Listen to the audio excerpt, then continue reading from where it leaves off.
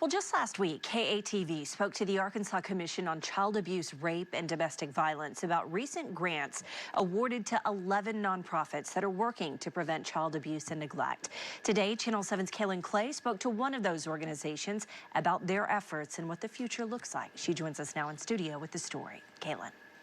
Well, Chris and Beth, the executive director of the nonprofit Community Connections, shared with me that kids with intellectual disabilities are more vulnerable to child abuse, which is why the grant is needed.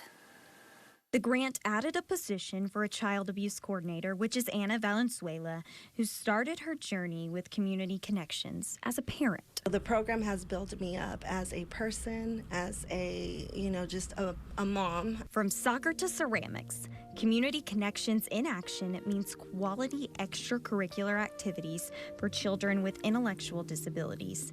That's how Executive Director Courtney Leach describes the program so dear to her heart. So I have been around for a while. I have a son who was born with the chromosome deletion and has autism. He's 17. But I have had the privilege of watching our programs grow and meet so many different families. But there's more to it. Leach says one of their growing needs is in supporting families.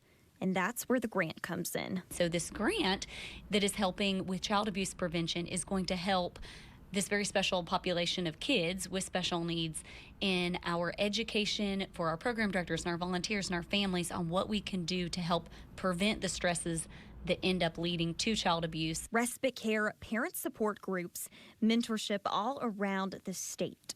It's needed, she affirms. We have kids that are nonverbal. We have kids that have low intellectual abilities. We serve a lot of kids in all backgrounds, but often they're more susceptible and vulnerable to abuse. And it's educating. Letting them know what to look for and what that they can do to prevent putting their kids in those positions is going to be huge. We feel like it will make a big impact on a vulnerable population in our state.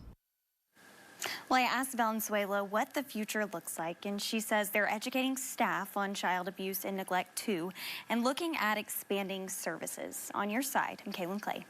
All right, Kaylin, thanks a lot. To find out how you can get involved with Community Connections, you can see this full story from our Little Rock Arc show today on our website at katv.com.